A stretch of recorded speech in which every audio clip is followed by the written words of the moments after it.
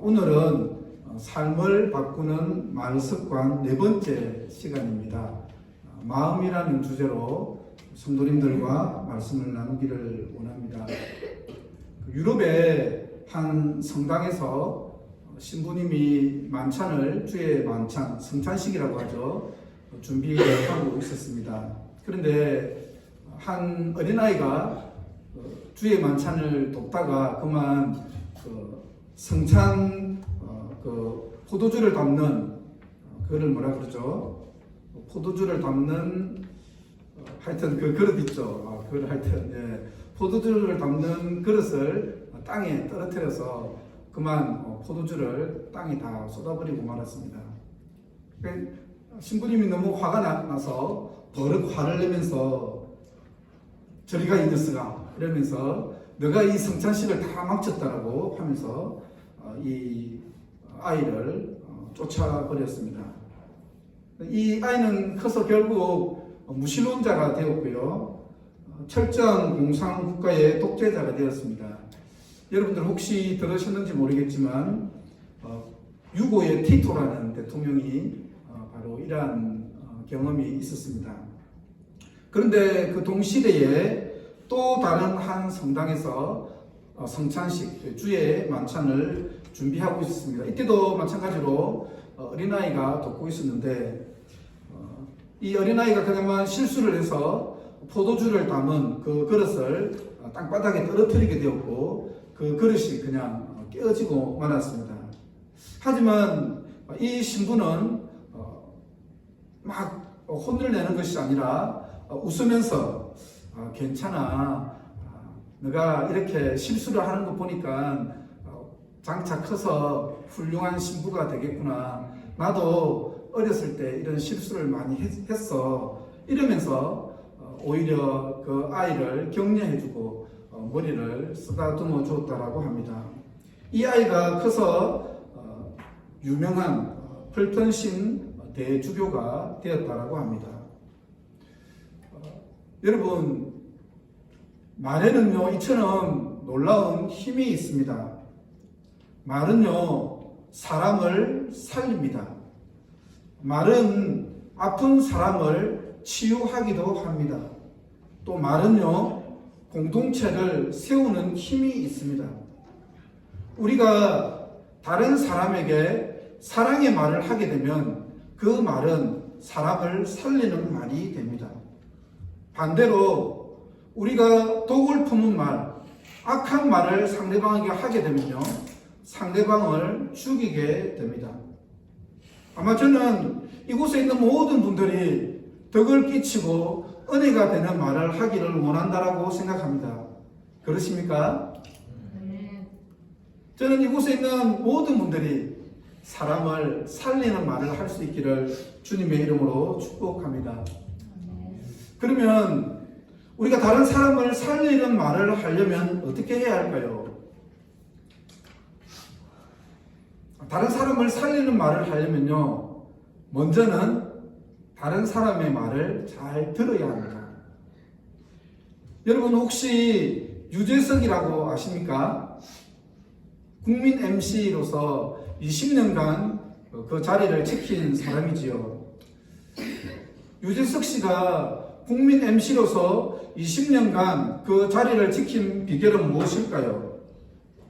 바로 다른 사람의 말을 잘 경청하고 공감해 주는 것이라고 합니다. 여러분들 혹시 유재석 씨가 하는 프로그램을 보셨습니까? 유재석 씨는 별로 재미도 없는데 막 웃습니다. 별로 웃긴 이야기도 아닌데 막 맞장구를 치면서 막 이렇게 재밌는 이야기라고 막 그렇게 해줍니다. 그러니까 이런 것이 다른 사람을 공감해주고 그리고 다른 사람을 격려해주는 이런 것이 바로 유재석 씨가 20년간 그 국민 MC의 그 자리를 지킨 비결이라고 합니다. 우리가 다른 사람의 말을 잘 들으면 상대방을 잘 이해할 수 있습니다. 상대방을 잘 이해하면요 정말 따뜻한 말을 할 수가 있습니다. 근데 보통 우리는 어떻습니까? 다른 사람들이 말이 끝나기 전에 말을 자르고 우리가 먼저 말을 하지요. 그러면 그것은 오히려 상대방에게 상처를 주게 됩니다. 우리가 말을 끝까지 잘 듣고 끝까지 그 사람을 경청해주고 이해하고 진심으로 이해하고 진심을 어린 한마디가 상대방을 살릴 수 있다는 사실을 기억했으면 좋겠습니다. 여러분, 대단한 말이 사람을 살리는 것이 아닙니다. 진심 어린 따뜻한 한마디가 상대방을 살릴 수 있습니다. 완덕이라는 소설을 쓴 김려령이라는 작가가 있습니다. 이분이요, 자신의 삶을 바탕으로 한 소설을 썼는데 우아한 거짓말이라는 소설을 썼습니다. 근데 이 소설에 보면 이런 이야기가 나오는데 이분이 어린 시절 너무 힘들어서 생을 마감하려고 했습니다. 근데 이분의 그 삶을 지탱해준 한마디가 있었는데 뭐냐면 그것은 바로 자신의 이모가 이분에게 해줬던 따뜻한 한마디였습니다. 잘 지내느냐. 이 작가의 이모가 어렸을 때 잘 지내느냐라고 한마디 물어봐줬던 그 한마디가 이 소설가의 삶을 지켜주었던 마지막 끔이었다라고 합니다. 여러분, 상대방의 마음을 잘 이해하고 상대방의 말을 잘 들어주고 큰 말은 아니지만 상대방을 진심으로 이해하고 여러분의 마음에서 우러나오는 한마디, 따뜻한 한마디, 그 한마디가 다른 사람을 살릴 수 있다는 것을 여러분이 꼭 기억했으면 좋겠습니다. 우리가 좋은 말, 선한 말을 하기 위해서는요, 실은 그 좋은 말, 선한 말을 먼저 들어야 합니다. 그러기 위해서는 좋은 말을 하는 사람을 가까이 하는 것이 좋습니다. 왜냐하면 우리가 원래 말을 어떻게 배웁니까? 말을 듣고 배우지요. 어렸을 때 태어나면서부터 엄마 하고 태어나는 아이는 없습니다. 뱃속에서 태어날 때는 그냥 으아 하고 울기만 하죠. 그런데 이 아이가 1년이나 2년, 3년이 지나게 되면 옹알이를 하면서 말을 하게 됩니다. 어떻게 말을 하기 시작합니까? 엄마의 말을 듣고 아빠의 말을 듣고 이 아이가 말을 시작하게 되지요. 그런데 놀라운 것은 뭐냐 하면 이 말도 계속 듣게 되면 그 말을 습관적으로 하게 됩니다. 여러분들 잘 생각해 보십시오.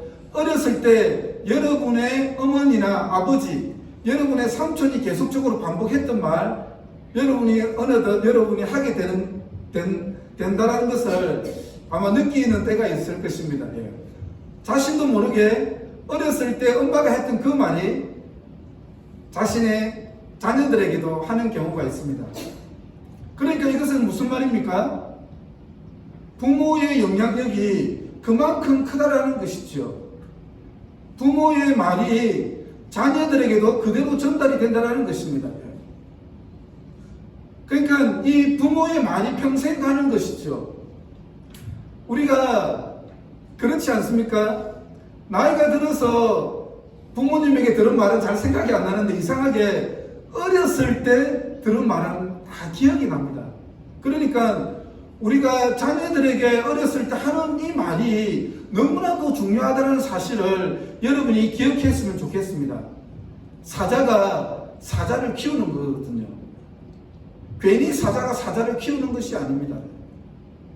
사자의 부모가 사자를 키우는 것입니다. 여러분들, 부모의 영향력이 엄청나다는 사실, 우리는 그냥 아무렇게나 내뱉은 말일 수도 있지만요, 우리가 자녀들에게 하는 그 한마디가 자녀들에게 평생에 가슴에 박힌다는 사실을 여러분이 꼭 기억했으면 좋겠습니다. 여러분, 그런데 우리는 어떻습니까? 말에 실수가 많지요. 우리는 어른이지만 말에 실수가 많습니다. 그런데 여러분, 가장 완벽한 말을 하시는 분은 누구십니까? 주님이시죠. 하나님이십니다. 그렇기 때문에 우리가 좋은 말을 하기 위해서는 우리에게 좋은 말을 하시는 분, 하나님, 주님의 말씀을 우리가 듣는 것이 너무나도 중요합니다. 우리가 매일 하나님의 말씀을 읽고 하나님의 말씀을 묵상하고 하나님의 말씀을 우리 가슴에 담게 되면 어떻겠습니까? 어느덧 우리는 주님의 말을 하게 되는 것이죠. 저는 이곳에 있는 모든 분들이 좋은 말을 듣고 또 좋은 말을 하고 사람을 살릴 수 있는 말을 하는 분이 될 수 있기를 주님의 이름으로 축복합니다. 우리가 사람을 살리는 말을 하려면 어떻게 해야 할까요? 죄로 오염된 우리의 마음이 치유가 되어야 합니다. 실은요, 우리의 마음이 구원을 받아야 합니다. 말에 있어서 가장 큰 문제는 무엇일까요? 우리는 좋은 말을 해주고 싶은데 우리 마음에서 좋은 말이 안 나온다는 것입니다. 우리는 자녀들에게 좋은 말을 하고 싶습니다. 우리는 옆에 있는 사람들에게 좋은 말을 하고 싶습니다. 그런데 우리의 마음대로 그 말이 나오지 않는다는 것이지요. 야고보서 3장 8절에서는 이렇게 말씀하고 있습니다. 다 같이 한번 볼까요? 다 같이 한번 읽도록 하겠습니다. 시작. 혀는 능히 길들일 사람이 없나니 쉬지 아니하는 악이요 죽이는 독이 가득한 것입니다.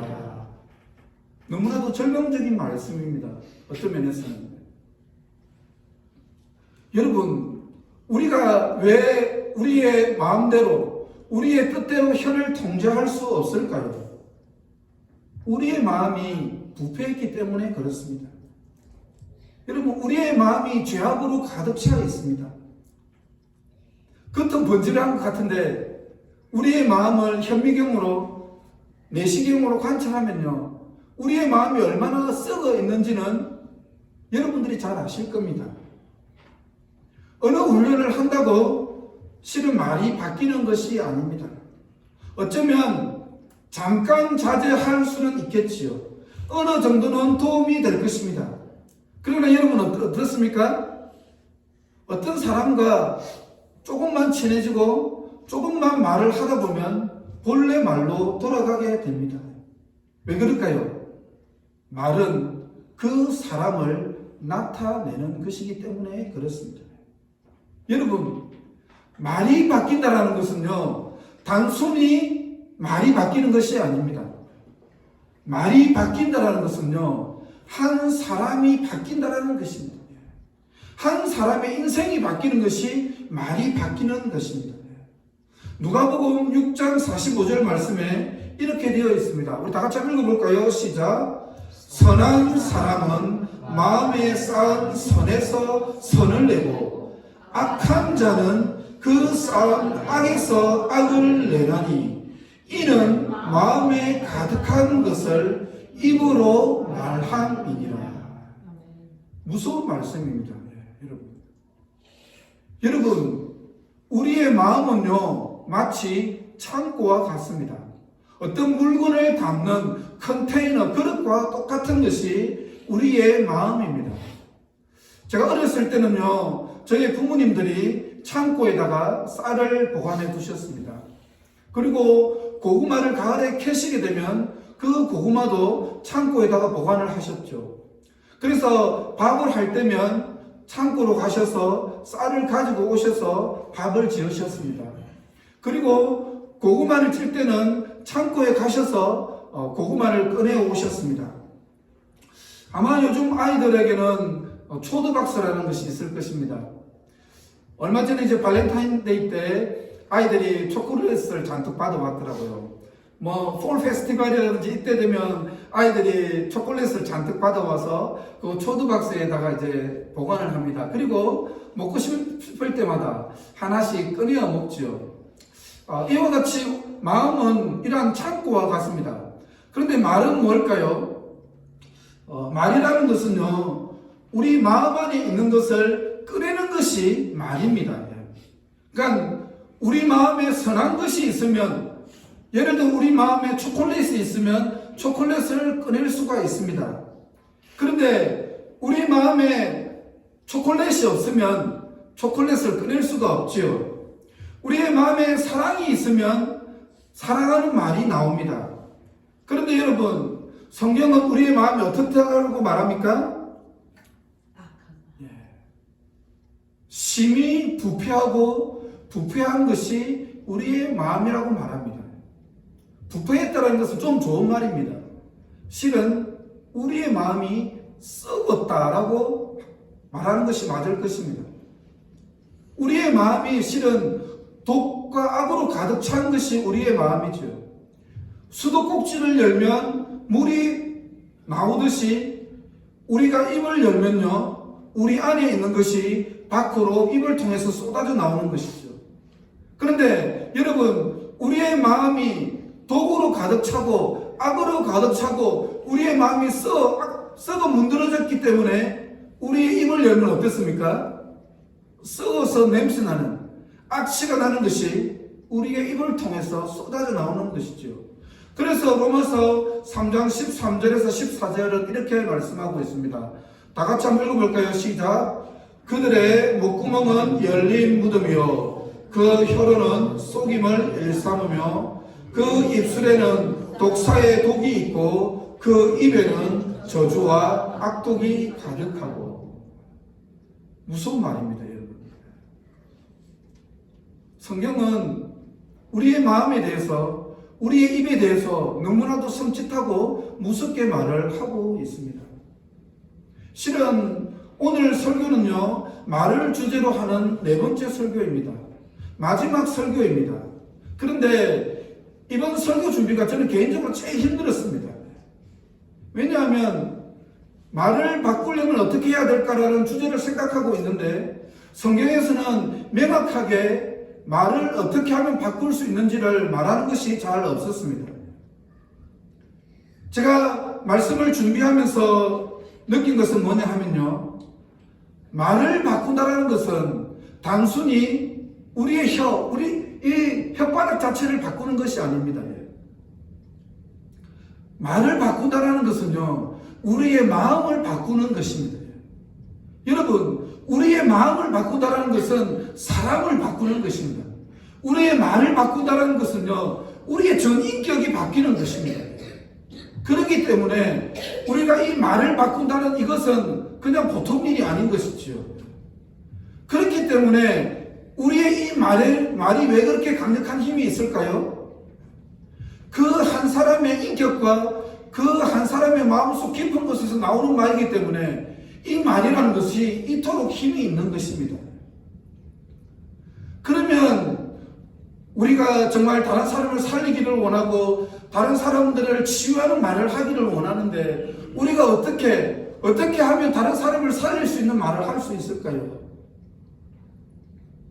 예수님을 진짜로 믿어야 합니다. 우리 마음을요, 예수님의 심장으로 바꾸어야 합니다.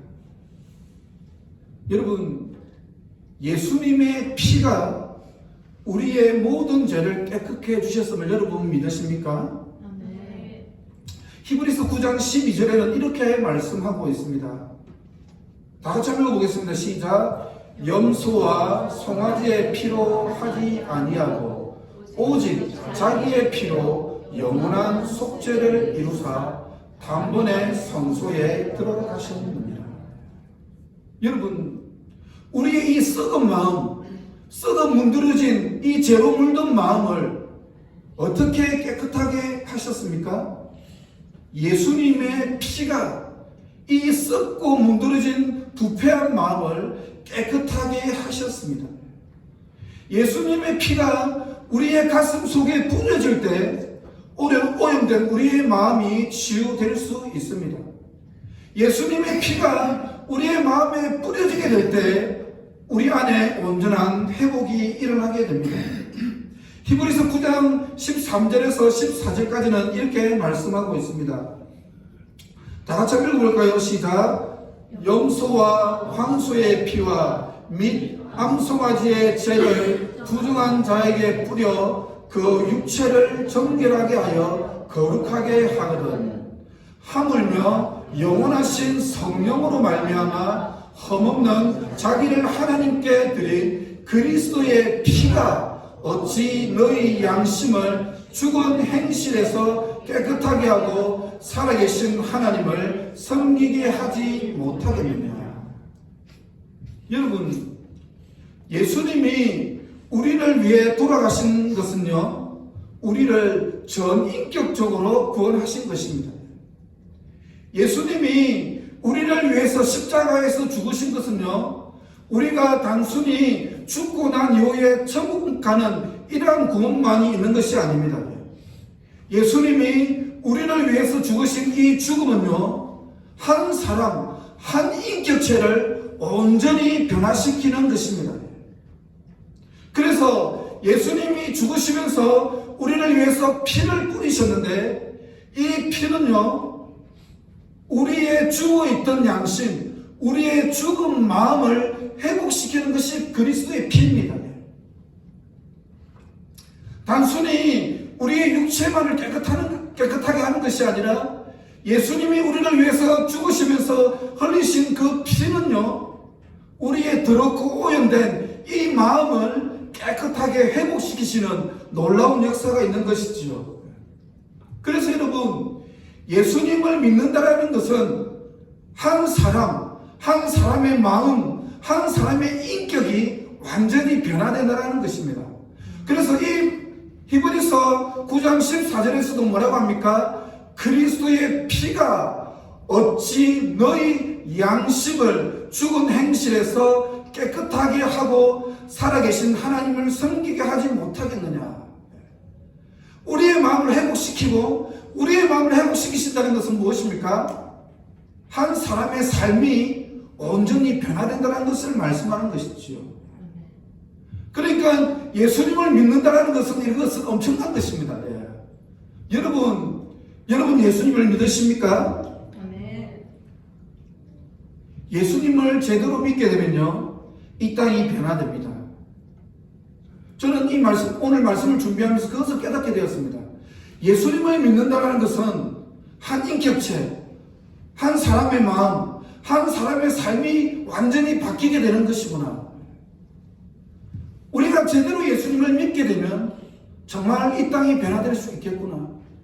우리가 제대로 예수님을 믿게 된다면 이 땅이 하나님의 나라 천국이 될 수 있겠다라는 그러한 마음이 생겼습니다.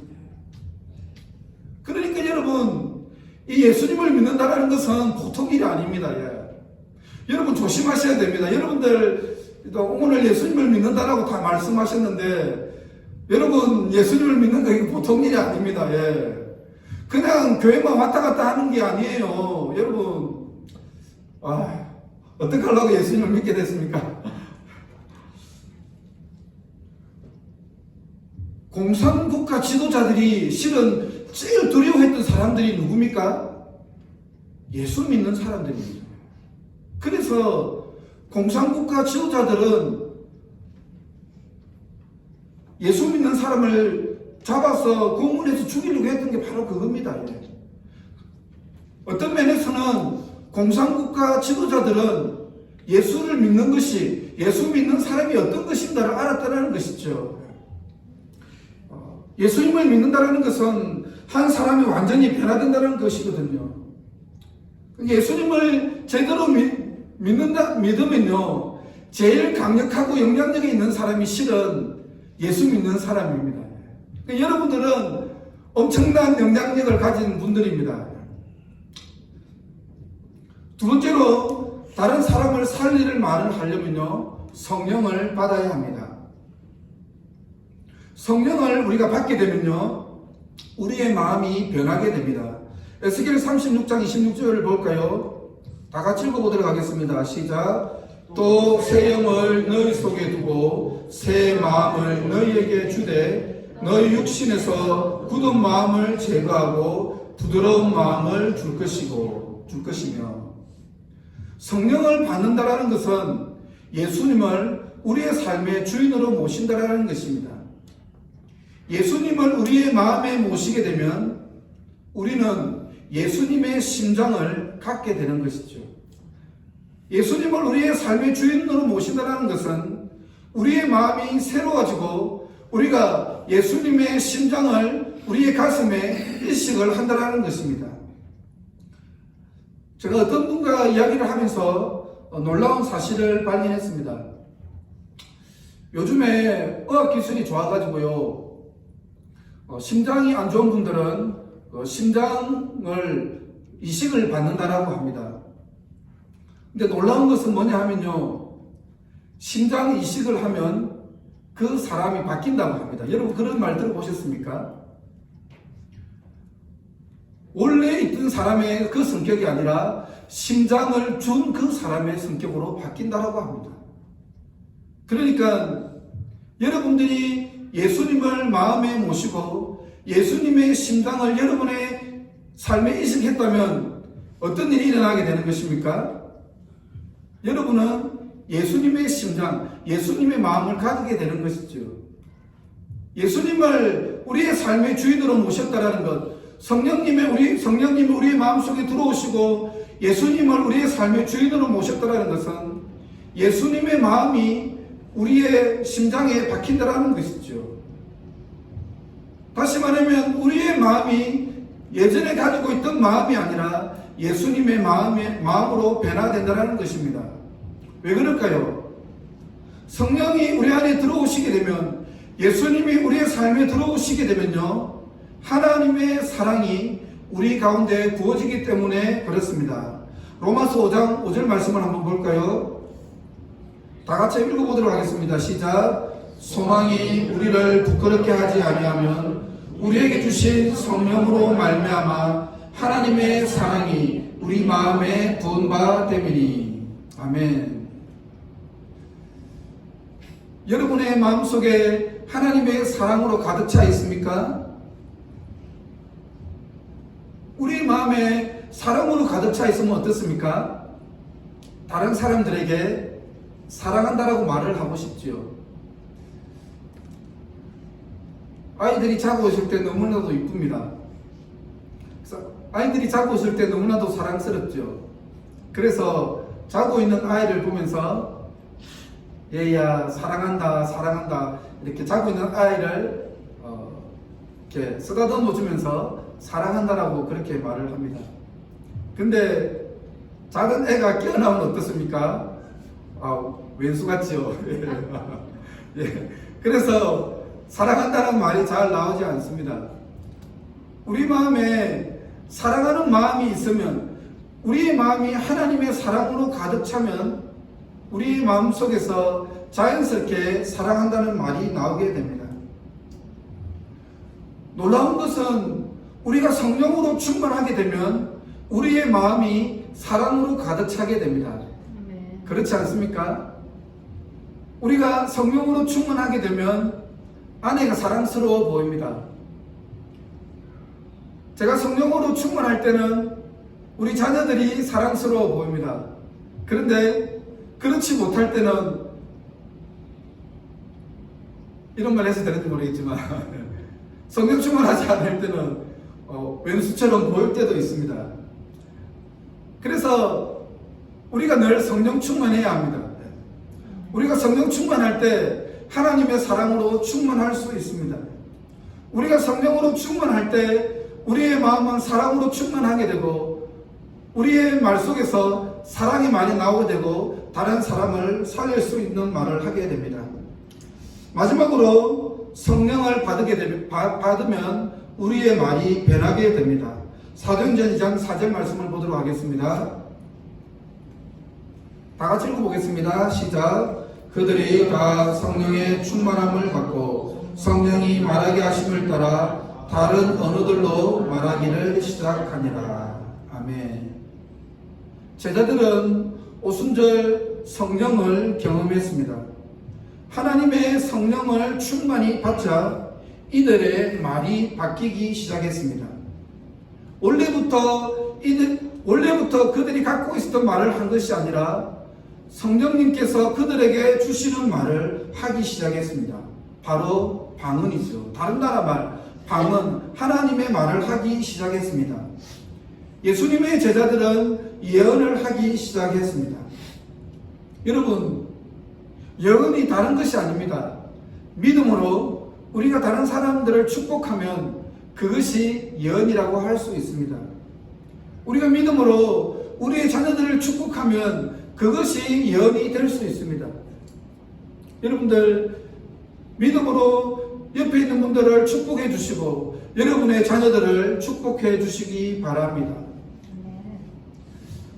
예수님을 믿으면요 새로운 사람이 됩니다. 성령으로 거듭나면 새로운 사람이 됩니다. 여러분, 예수님을 믿는다는 것, 성령님을 믿고 거듭난다는 것은요 조금 더 나은 사람이 되는 것이 아닙니다. 새로운 사람이 되는 것입니다. 예수님의 사람이 되는 것입니다. 그래서 사도 바울은 이렇게 말씀하고 있습니다. 그런즉 누구든지 그리스도 안에 있으면 새로운 피조물이라, 새로운 사람이라. 이전 것은 지나갔으니 보라 새 것이 되었도다. 그렇기 때문에 여러분, 우리가 예수님을 믿으면 성령으로 거듭나게 되면 우리가 바뀌게 되고 우리의 말도 바뀌게 되는 것입니다. 우리의 마음에 사랑으로 가득 차면 사랑의 말이 나오게 됩니다. 우리의 마음에 성령으로 가득 차면 성령의 말이 나오게 됩니다. 우리의 마음속에 하나님의 말씀으로 가득 차면 하나님의 말씀이 나옵니다. 우리의 마음에 예수님으로 가득 차면 예수님의 말씀이 나오게 됩니다. 마무리하도록 하겠습니다. 이사야 50장 4절 말씀을 읽도록 하겠습니다. 다 같이 읽겠습니다. 시작. 주 여호와께서 학자들의 혀를 내게 주사 나로 공고한 자를 말로 어떻게 도와줄 줄을 알게 하시고 아침마다 깨우치시되 나의 길을 깨우치사 학자들 같이 알아듣게 하시도다. 아멘. 정말 우리 주님께서 이곳에 있는 우리 한 분 한 분에게 학자들의 혀를 주시기를 간절히 기도합니다. 아멘. 그래서 옆에 지치고 힘든 사람들, 그들을 정말 하나님이 주시는 말씀, 사랑과 격려, 소망과 용기를 주는 그 말로 죽어가는 사람을 살릴 수 있기를 주님의 이름으로 축복합니다.